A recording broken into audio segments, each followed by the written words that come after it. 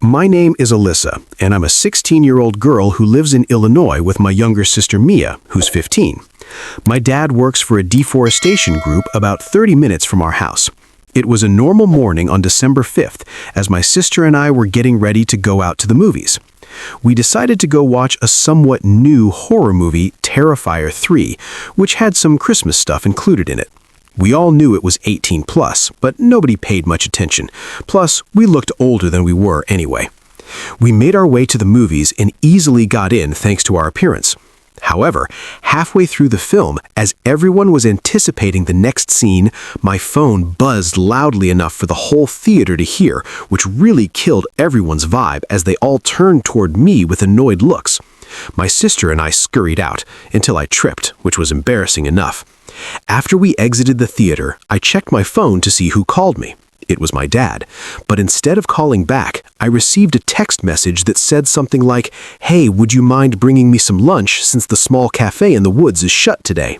I looked over at Mia, and she looked at me confused, but neither of us second-guessed the message since it seemed normal. We arrived home, packed some food for him, and took my car downtown to the woods. I've always loved that place and never felt uneasy there because it was large and secluded. The scenery was amazing, with a hill that led down to a lake perfect for fishing and photos. After a while, Mia and I got out of the car and we walked down the path through the woods. I took out my phone to call my dad, but he didn't pick up. Confused, I looked over at Mia, who was just as confused as I was. Why wouldn't he respond when he just called us at the movies? I decided to message him instead, reminding him that we were at the woods to give him his lunch. After a few moments, I saw the 3 little dots on the screen appear, showing he was typing. He responded by telling us to walk down the small hill and wait for him at the lake, which we followed. The sun was slowly setting since it was winter, so sunset came much earlier. The sky had a beautiful, radiant orange glow over the hill and down the mountain. Snapping out of my thoughts, Mia pointed down to the lake, where a man in black was sitting on the deck by the water with his back to us. We guessed it was our dad. We walked down a bit more and stopped a little behind him. I called out his name, but he didn't move. Mia grew uneasy, and her attitude made the scene even more eerie. I slowly pulled off the hood he was wearing and revealed a man who definitely wasn't our dad. Mia and I shrieked as he turned around and began waving my dad's phone around like a maniac, smiling like he was happy to see us scared. I blurted out asking why he was using our dad's phone, but he didn't respond. Instead, he lunged and grabbed Mia's arm as she screamed. Luckily, I was strong enough to pull her away, and we started running as fast as we could. The adrenaline pushed through us so much that I had never seen either of us run that fast. Behind me, I heard stomps getting closer, so I knew we were being chased. I didn't dare to turn around. Finally, we reached the car. I slammed the door shut and locked it as the man came to my window, then crouched down out of sight as I reversed and sped away back home. When we got home, my dad and mom were there. We arrived panting, out of breath, and explained the whole situation to them. My dad was furious and said his phone had been stolen while he was working, so he decided to come back home. He said the man must have taken his phone and messaged us. My dad called the police and filed the report. They used the IMEI number to track the device, which was still on the deck by the lake, and they returned the phone to my dad. They said there wasn't much they could do since the phone was already found. I thought this was the end of it, but I wouldn't be telling this if it was. 6 hours later, around 1 a.m., I got an unknown message that said, "I like that your house is lit only by your bedroom TV." I immediately went cold and pale. I paused the TV and heard rustling outside my window. My room was on the 2nd floor. I shut my phone and listened. Slowly, I peeked through the blinds and saw the man smiling with a gun pointed at my window. I screamed and pulled away as glass shattered everywhere across my room. My parents ran in, followed by Mia. I screamed for them to crouch and told them the man was outside with a gun. When my dad went to check, the man was gone. Then we heard another loud bang and more glass breaking downstairs in the kitchen. We ran and locked the bedroom as Mia called 911. My mom hugged us as we cried in fear. Throughout the whole situation, I kept wondering how he knew where we lived. A few moments later, the police arrived and searched the whole house, but nobody was there. Mia and I explained the situation again, and one of the officers said they should check the car. Surprisingly, a small air tag was found on my tire, which explained how the man knew where we lived and why he crouched before I sped out of the woods. The police told us they would patrol the streets and do everything they could to find the man. A few months later, he still hadn't been found, but he never returned, which I hope it stays that way. Me, Mia, and my parents are still traumatized by the situation, but mostly I felt stupid as the older sister for not being alarmed when the person didn't respond to calls and only responded through texts. All I know is that I'll be more careful and never go to secluded places again, especially when I'm responsible for someone else's safety. It was 2021. One word to describe Alex's day: hectic. Work was a show. This was prime COVID time, so Alex was working from home. Alex was supposed to be meeting with extended family upstate and ended up finally getting off a nearly 3-hour Zoom meeting for work a whole hour and a half after everyone else had already arrived at Alex's parents' house. And that didn't include the next 2 hours or so the trek up to their house would take Alex. Alex filled up 2 cups of coffee in the kitchen to take before leaving. God knew Alex would need them. The second Alex opened the front door, it was clear this drive would be more of a show than originally thought. The snow and wind had already picked up since earlier that evening, and the streets were barely even plowed. The ground had at least 2 feet of snow already, and it was supposed to snow like this for a majority of the night. Alex had to be driving under 25 on most residential roads. The car at the time was also a really old, crappy Hyundai, which wasn't ideal for extreme weather conditions at all. It didn't have anti-lock brakes either. Alex was a fast driver though, so when getting on the highway, the speed was raised to 70, which was probably a lot faster than safe for the conditions. Alex finally arrived at the parents' house around 9 o'clock. They had begun dinner without Alex, but thankfully weren't too far along. A few drinks and gift sharing later, Alex started to lose track of time. Getting so caught up in seeing relatives not spoken to in a while, Alex basically forgot there was still a drive home ahead, even as most of the family had started to leave. Once Alex finally got in the car to leave, it was past midnight and at least another foot of snow had accumulated on the ground. Alex was buzzed, but figured being sober enough to drive home. Not that drinking and driving is condoned at all. Alex was tired and simply wanted to get home. As Alex was heading toward the highway, the roads were completely dead. A grave mistake was made by raising speed to 40 down one particular road because as Alex began to approach a bend, the car went into a skid.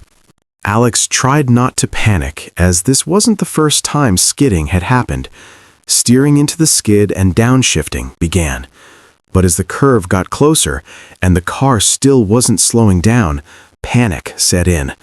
The car went straight off the side of the road and into a tree, and the airbag deployed. Alex was momentarily in shock from the force of the impact, but thankfully relatively unscathed. The car was ruined, though. The whole hood was buried in a bank of snow surrounding the tree. There was no chance of pushing it back onto the road. The first thing Alex did was phone roadside assistance. They said a truck would be sent, but because of the horrible conditions, it could take up to 40 minutes. Being on a deserted road, surrounded by forest with no houses for miles, Alex decided to also call the parents and ask one of them to drive over and wait. Alex's dad, Mark, said he'd get in his car and drive over. Then Alex hung up and waited. While sitting there, Alex began to hear something over the sound of the wind howling outside. There were undeniably footsteps in the snow. It was hard to tell exactly where from, but they sounded distant. Alex opened the driver's side door and stepped out, looking over the roof of the car. The footsteps stopped. Instead, a new sound started, a wet, slurping noise. Looking toward the tree line, Alex could see some movement. It was dark as hell, but it definitely looked like a person. Alex called out, "Hello?" The sound stopped, but no one replied. After waiting a few awkward seconds, Alex saw no more movement. Freaked out, Alex got back in the car and locked the doors. Less than a minute later, footsteps were heard again. Then something hit the passenger side window like a rock. The windows were completely covered in snow. Once again, Alex stepped out of the car. That's when a disturbing discovery was made. Boot prints in the snow circling the car, leading away from the passenger side door into the woods. There were also drops of blood in the snow. Feeling sick, Alex opened the driver's side door and grabbed the 9mm from the glove compartment. Clutching it, Alex followed the prints into the woods. The blood grew heavier. Someone had clearly been bleeding badly. Then Alex saw a dark mass in the snow. Praying it wasn't a person, Alex turned on the phone flashlight. It wasn't a person. It was a dead deer, ripped open and completely decapitated. The head was nowhere to be seen. Deciding it was too much, Alex headed back to the car. Opening the driver's side door, Alex nearly vomited. Lying in the driver's seat was the severed head of the deer, placed as if it was staring back. Alex ran down the road until headlights appeared. Waving and shouting, still holding the handgun, Alex reached the car. Thankfully, it was Alex's dad, Mark. He asked what the hell was going on. Alex explained everything, but Mark didn't believe it. Feeling safer together, Mark drove back to the car. The footprints were still there, but the deer head was gone. Only a large blood stain remained on the seat. The deer body was gone too, just drag marks in the snow. The tow truck arrived and took the car. Mark asked if the police should be called, but Alex was exhausted and declined. So that's Alex's story. Whoever was in the woods that night was never found, and their intentions are still unknown. For the clarity of this story, I must mention that I have a hearing disability that has made me hard of hearing. I know that there are some things in life that I'll never understand, but I still look back on this experience wondering what could have happened and what I should have done differently. This all happened around a year ago. The holiday season had just rolled by and I was settling down from traveling and all the get-togethers with family and friends. I live in a small suburban neighborhood that borders a forest in southern Quebec. It's a quiet area, as most of the residents are familiar with each other, which I honestly kind of prefer, as it adds a warmer atmosphere. Around winter, I like to take my dog Monty on walks in the local forest. He's a Rottweiler Husky mix, which is perfect for me since I enjoy going for runs from time to time. The forest has several trails, none of which are challenging for non-hikers. I remember it being an afternoon. I had just finished having a late lunch and decided to burn the calories on a walk with Wanty. As usual, my dog goes ballistic when we turn to the corner on my street towards the forest entrance. It was relatively cold for a February day. A fresh blanket of snow lined the paths overnight, creating this nearly blank canvas. As usual, I let my dog off the leash so he could run around. There were a few yellow patches along with some boot prints in the snow, which signaled to me that several people had already taken their dogs out earlier. Most people like to go on walks before noon since the sun tends to set around 4 p.m., so I didn't expect to see anybody out at that time. After walking for around 30 minutes, we came to a fork in the path. I noticed that one of the paths hadn't been walked yet, so feeling semi-adventurous, I decided to take it. I have a pretty concrete memory of the trails, so I knew exactly where I was going. The trail led to a clearing, which was great since I wanted to check out the native birds with the binoculars I had gotten for Christmas. I remember scanning the surroundings until I saw a strange shape along the tree line in the distance. When I focused my binoculars, I saw a blue tarp and what looked to be a makeshift shelter. As curious as I was to check it out, it was getting dark and I wanted to get home. Turning around, Monty and I started walking back. As usual, he ran up ahead, but something seemed off in his behavior. He was much more alert and was sniffing the trail more than he normally would. When I looked down at the trail, my eyes widened.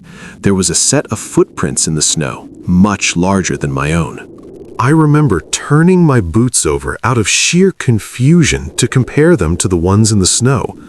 The prints were different. There were no other forks in the trail, so whoever took it had to have passed me at some point. I figured they must have passed me while I was using my binoculars. As we were walking back, Monty stopped abruptly and started barking relentlessly. As I turned around, that's when I saw him. There was a man, probably around 6'4", wearing charcoal-colored snow pants and a white camo jacket only about a meter away from me. He didn't make any movements towards me. He just stood there with his hands in his coat pockets. He looked like he was muttering something to me, but I couldn't read his lips due to the lack of lighting and not knowing if he was speaking English or French. I tried to communicate that I was hard of hearing and that it was getting late. Later that night, around 3 a.m., Monty woke me up, barking violently. I found him at the patio door. When the motion sensor light turned on, my heart sank. The man from the forest was standing in my backyard. I texted 911, grabbed a machete, and waited in my room until police arrived. The patio glass was smashed. The gate leading back to the forest was open. The man was never found. Ever since that day, I stick to roads when walking my dog.